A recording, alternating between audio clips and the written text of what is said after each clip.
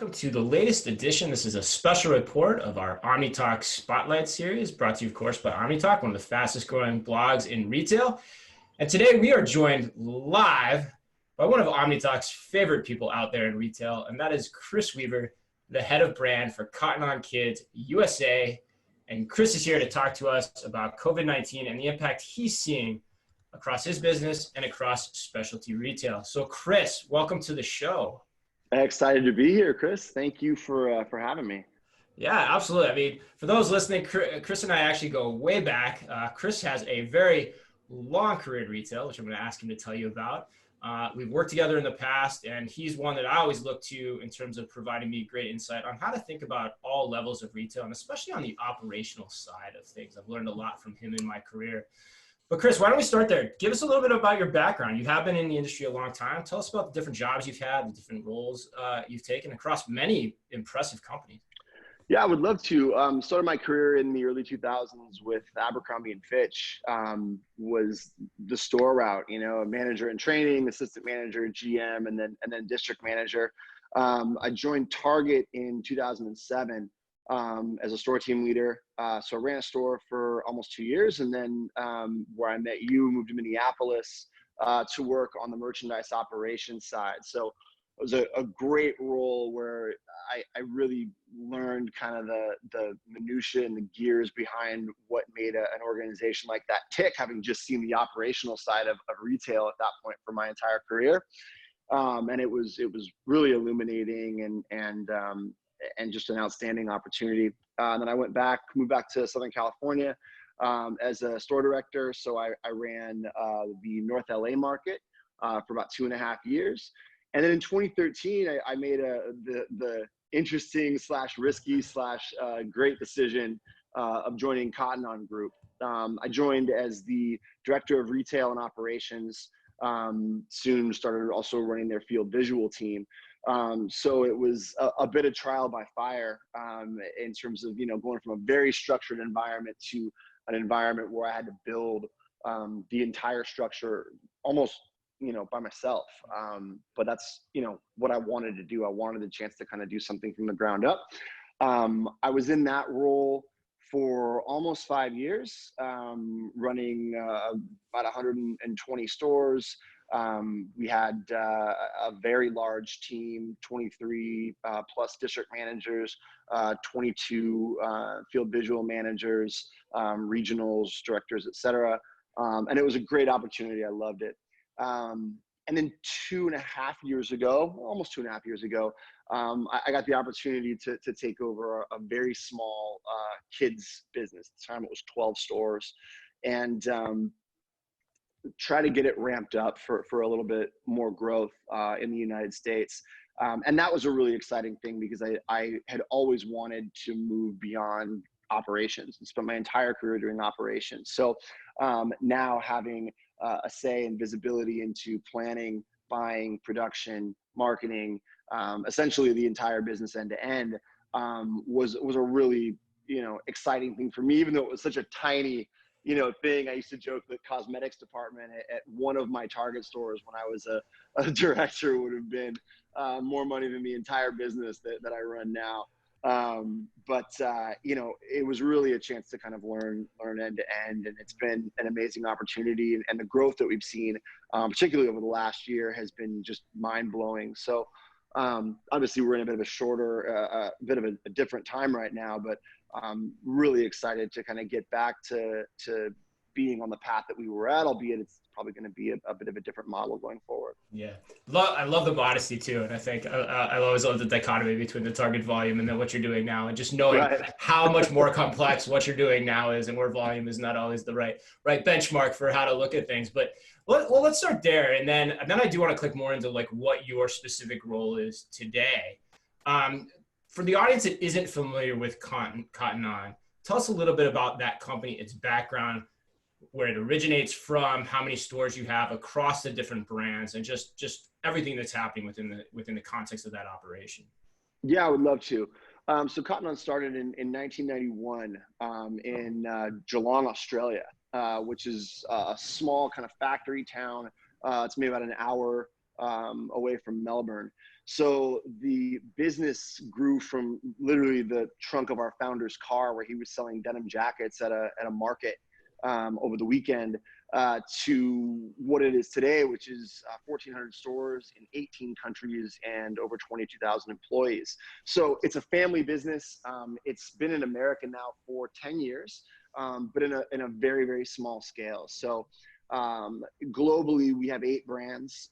We've got everything from casual apparel to a little bit more mature apparel, kids apparel, stationery, sport apparel, loungewear, shoes, travel gear. I mean, we've got a brand for everything. In the USA, we only have the big 3, which are Cotton On, which is our adults brand, Cotton On Kids, which is the brand that I run, and Typo, which is our stationery brand.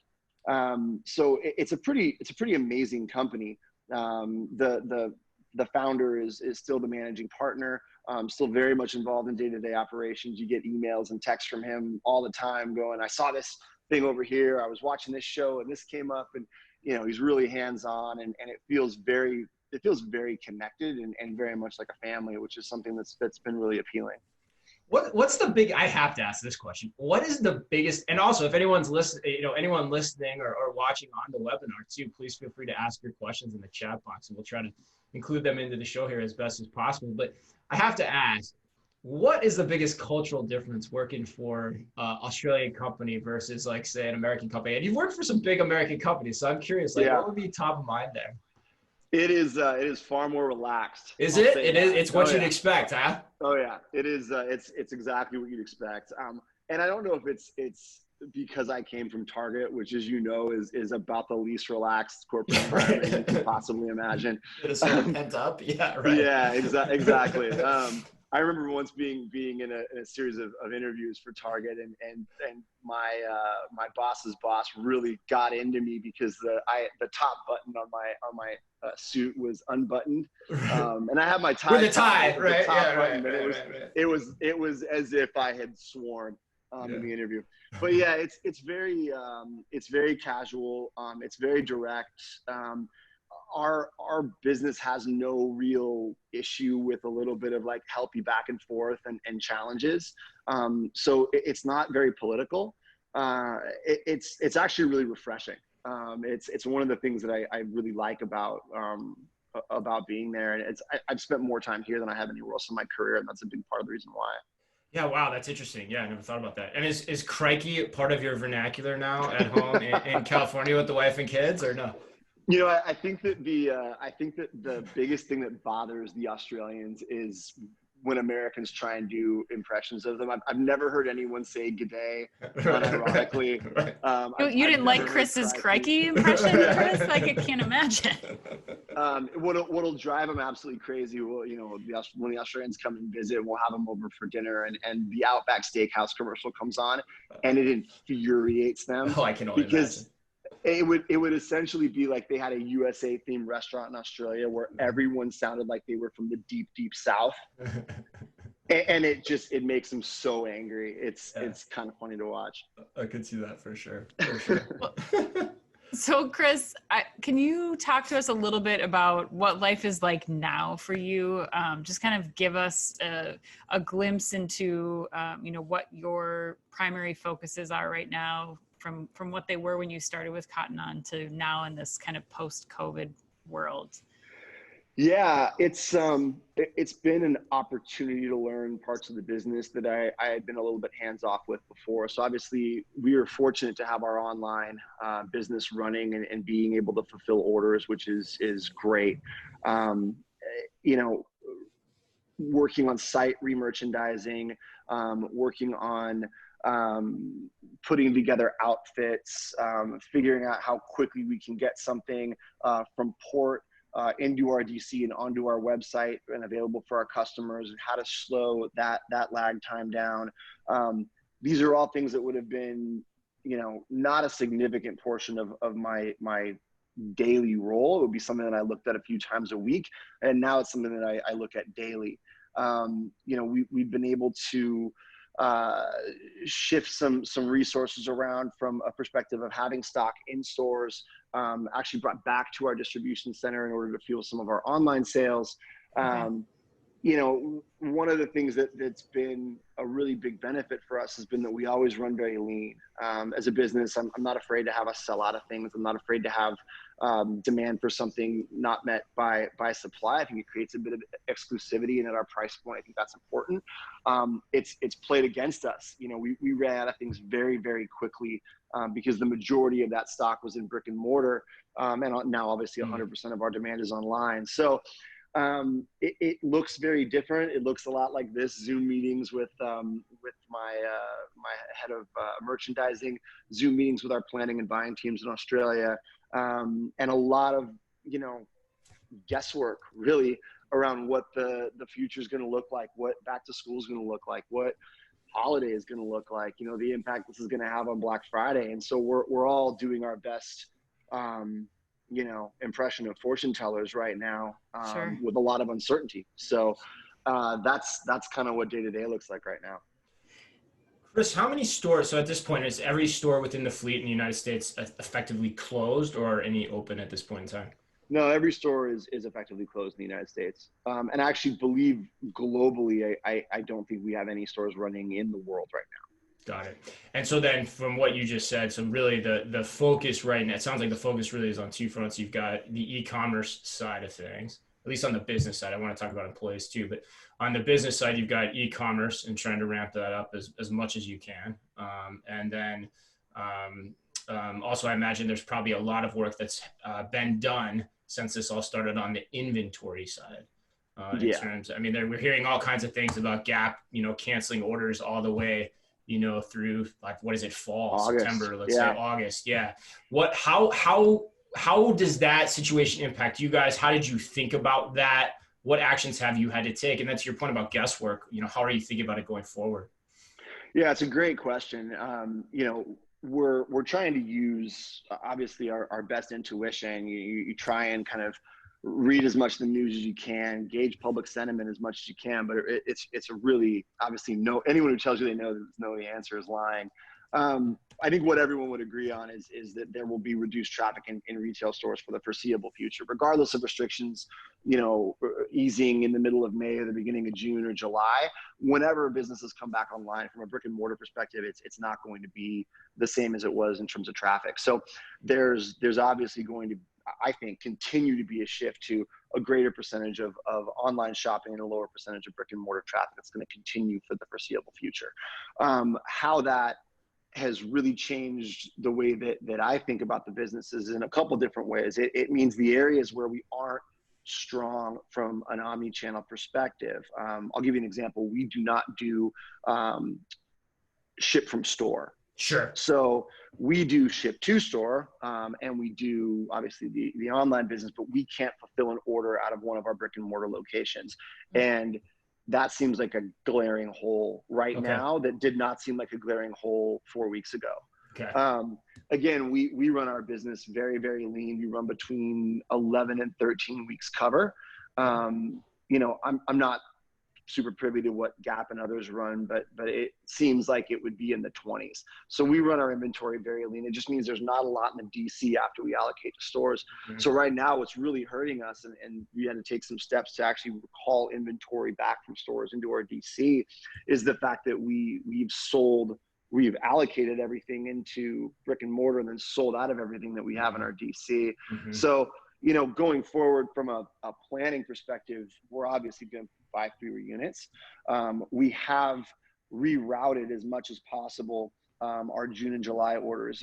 Being a multi-hemisphere business, we have the ability to send those orders to Australia or send them to Hong Kong or send them to New Zealand, and have them hold those in their open to buy and wait until it's seasonally relevant, and then release those as new items, which is what we're trying to do as much as humanly possible. There have been order cancellations, mostly on things that were kind of end of season. So if we had, you know, swim coming in June for an end of season push, that was canceled. But in terms of back to school, we've sharpened and narrowed our assortment a little bit. We've cut down our quantities a little bit, But I'm still anticipating that when kids go back to school, and again, this is relevant to a children's business, but when kids go back to school, especially after mom's been homeschooling for 5 months, she's not going to wait to be able to put them in a little outfit and send them on their way. Right. So I do think in terms of kids, there will be a demand in August for newness. So we haven't trimmed that quite as much as we've trimmed other months. So for you, it's really about repositioning and making sure the inventory is in the right place with what you have. You run it lean, making sure it's in the right place. And then actually, it sounds like the other big theme there for the listeners is really seeing what capabilities you may need. So you talked about shipping from store, but making sure that that's something you guys can potentially look to do in the future, as the demand potentially comes back. One question I have along those lines too, and actually I was just writing about this a little bit. Many of your stores, I'd assume, are in mall-based locations or in shopping center type locations.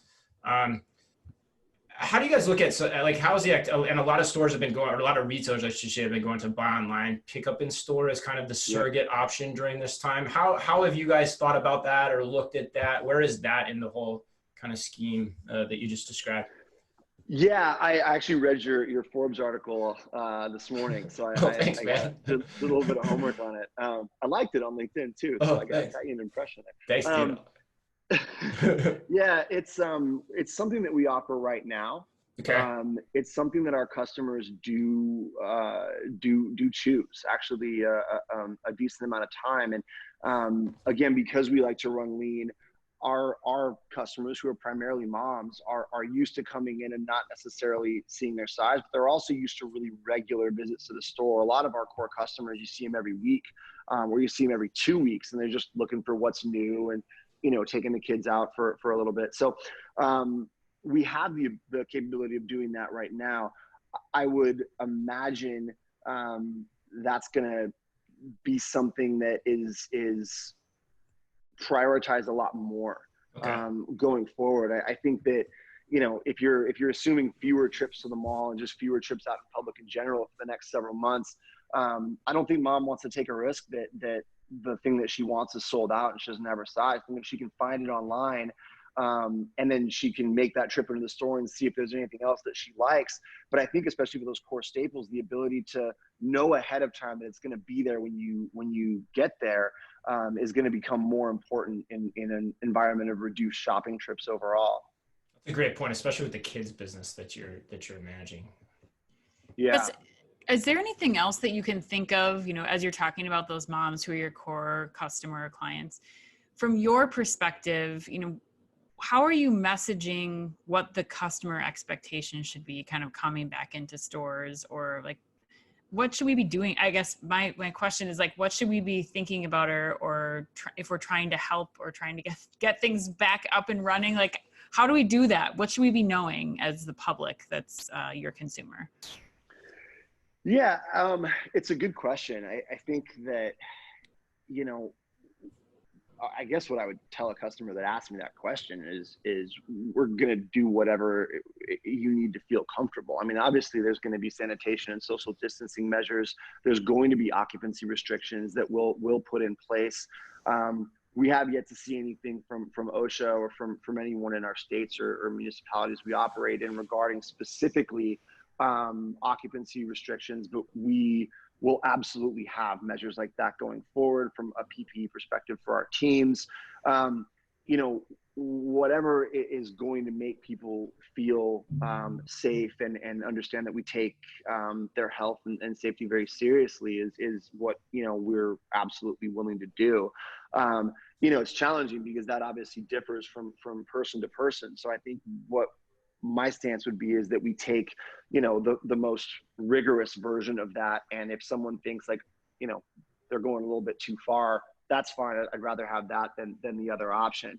I think a lot of specialty retailers in particular who have been deemed non-essential businesses rightly, and have been closed down, I think you're going to see them come back with an appreciation for their customer that they've never had before. Going from 100% of your business full throttle to 30 or 35% of your business, I think a lot of people are going to be grateful just to have anyone coming into their stores again. and they're going to be willing to do whatever it takes to make those people feel like their health and safety and comfort is the top priority. Well, and let's talk about too, I think one part of Cotton On that you guys really focus on is the transparency with your manufacturers and your suppliers too.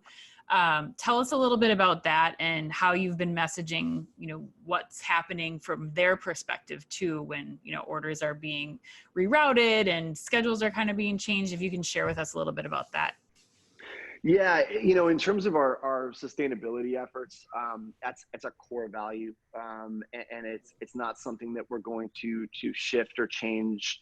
This obviously will put a strain on our supply chain, just like it will anyone else's. Like I mentioned earlier, we're in a fortunate position of being a multi-hemisphere business to where we are able to not cancel as many orders as competitors who are only based in Northern or Southern. But from the perspective of, the messaging of that, I don't think really changes. We've been hyper vigilant around letting customers know if there are any delays in shipping, letting customers know if there are any delays in our ability to fulfill orders, down to where I've actually been, reaching out to customers personally that are on our Instagram going, I ordered this a week ago, and working back with our distribution teams, figuring out what happened to their orders. It's something that everybody takes very, very seriously. My boss's boss, who's our chief revenue officer, will send me screenshots, when I wake up in the morning going, can we help this person find their order? So we're doing our best to be as transparent as possible when we have delays and being proactive about letting people know when we have delays. In terms of our overall supply chain, it's in our best interest and our suppliers' best interest to make sure that we don't hurt their business, more than ours is being hurt. So, there are things that we can do with raw materials. For example, we had a denim short, a loop back denim short that was coming for July. Was really excited about the short. And unfortunately we had to cancel that order, but in lieu of just saying, sorry, you're going to have to eat cost of material, we went back and made it into a denim jean that we're going to launch for fall. So there are various things that we can do with raw materials from a production side. We've converted a couple of really cool fashion tie-dyed short sleeve shirts into long sleeve hoodies for a fall transitional garment. So there's things that we can do to make it easier on our suppliers. We're not just asking them to completely throw stuff away, but we're going to use some of the things that we had planned, some of the fabric that we were excited about, to do other kinds of clothes. And I think, our global head of production, Penny Donaldson, is an incredibly intelligent, talented, and experienced person. And I know personally from traveling with her, being in China with her, the health and well-being and financial well-being of our production partners is extremely important to her. And I have no doubt that we're going to continue to protect it as best we can. Yeah, it's a good lesson in there. I think it's a phrase that's been coming up a lot lately. Constraint leads to invention, and it's cool to see. Although I am a little scared that jean shorts were back on the fashion trend, but we'll put that one aside. We'll put that one aside for a little while because I can remember high school not in the jean 90s. Shorts. Yeah, not those jean shorts. I don't think those are coming back ever. You can get rid of those. You can. Chris, you're a dad. You can't tell me you don't have a pair of knee-length carpenter shorts. Oh my God, I do have carpenter jeans, which we've been debating whether or not I should wear them on the show. But there's no debate. Don't do that. Cargo jeans too, actually. Hey, one thing I want to ask you before we get you out of here on how millennial are you, and then open it up for questions. All three of us, and Chris, you and I have all worked in stores, and that's one of the things I think that we pride ourselves on here at OmniTalk is, having done retail at that level. And so one of the things that also is, I'd say, cannot be talked about enough within the conversation of what's going on with COVID-19 and in retail in general right now is the impact it's having on employees. Yep. So think back when this announcement broke, how were you thinking about employees? What was top of mind? And how are you thinking about that going forward? Because I do still think that's probably the biggest challenge out there. And to your point about re-engaging with customers, if we can handle the employees the right way across the industry, I think the customers will naturally follow. So yeah, 100%. I mean, my first thought and the first kind of conversations that we had as a senior leadership team were all around the people plan. We were able for quite a while to continue to pay our teams. It was percentage based, and they were able to use leave to top up. We were really proud of that. We were, in terms of specialty retailers, especially among our competition, we were one of the last to move to furlough, which we were proud of and continue to be proud of.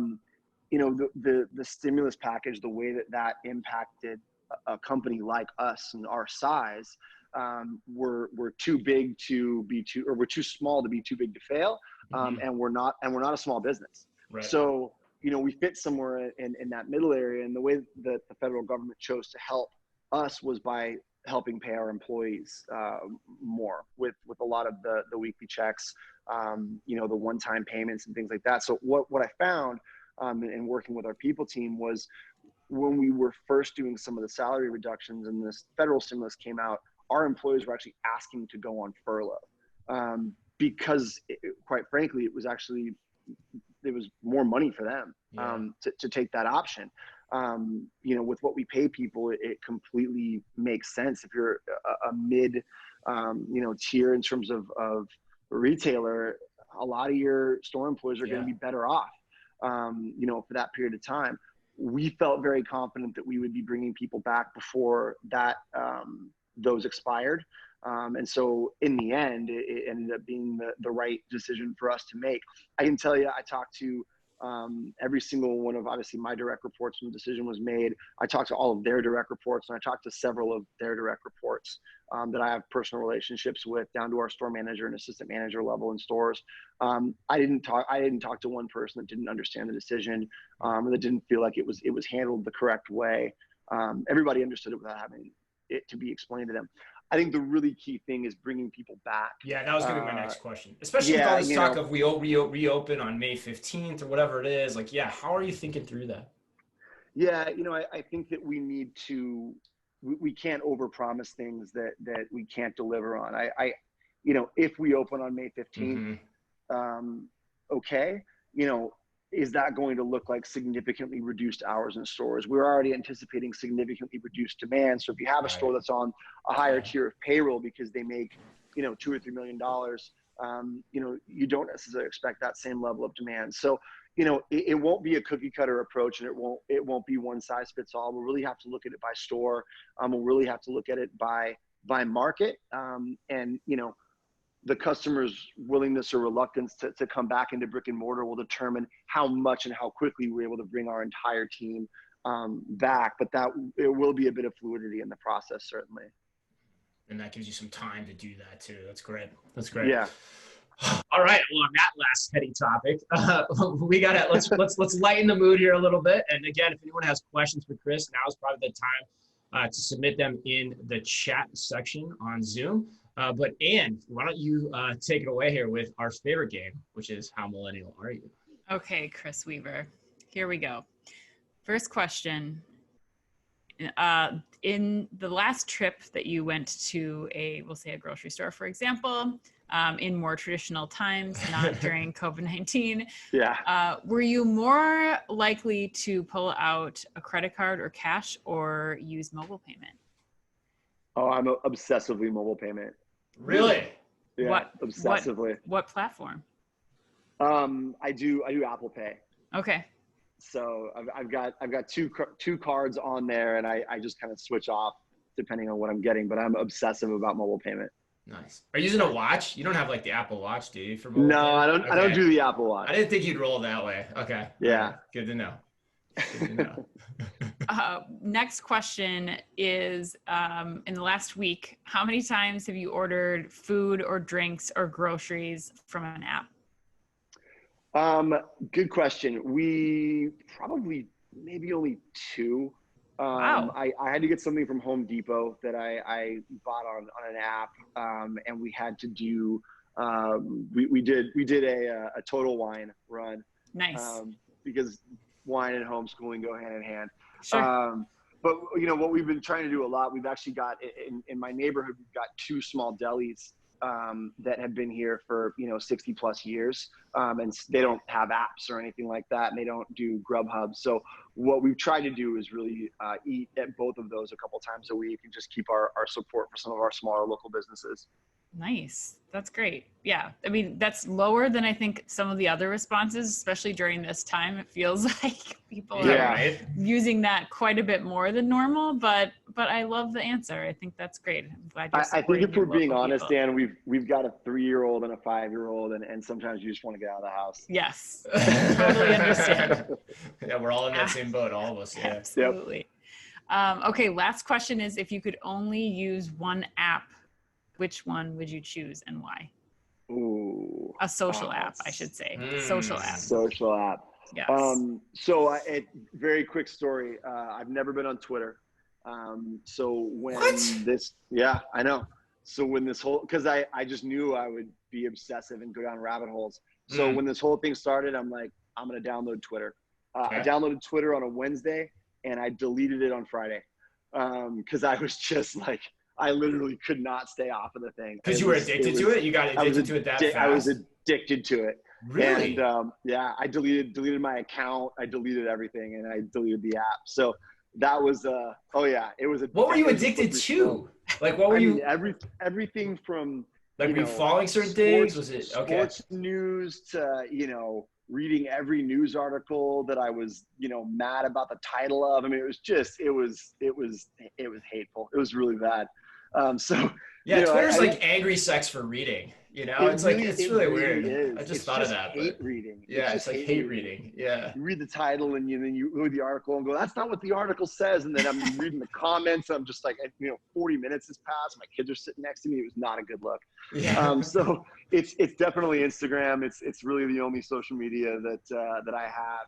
And I like to look at happy pictures. It makes me a much more calm person. And my own personal Instagram is just pictures of my daughters doing funny things, and that makes me happy. Yeah. We're hearing that a lot, Ann, where Instagram is like everyone's happy place right now. So not just like kind of, that's a whole new angle in the last like 3 or 4 weeks. And we've been doing these questions forever, but that's fast. What about TikTok? Is TikTok alive and well in the Weaver household yet? I mean, yeah, it's not. Girls like, it is not. Yeah, the kids are too young to want it, and both my wife and I feel like we are way too old to have it. So there's no middle generation there for the demand for TikTok in the Weaver household right now. If Twitter gets you angry, Chris, I don't think TikTok is a wise download for you. I think TikTok is much more time consuming and the content is way worse than anything you'll find on Twitter. At least you're learning something on Twitter. Right. We see people posting them on our Instagram feeds and we're just like, yeah, we're out. We're good on that. Yeah, we're done. So how millennial are you, Chris Weaver? Not really millennial that much at all, but that's good. Self-admitted, but that's awesome. That's awesome. All right, well, we'll close it up here on that note. Again, thanks for joining us. We'll take your questions after the show if there are any for Chris. But again, it's been Chris Weaver, the head of brand for Cotton On Kids USA Today. I'd like to thank Chris, and on behalf of Ann and of course myself, I want to say to all of you out there, as we do each and every week, and it's never more important than it is right now, be careful out there.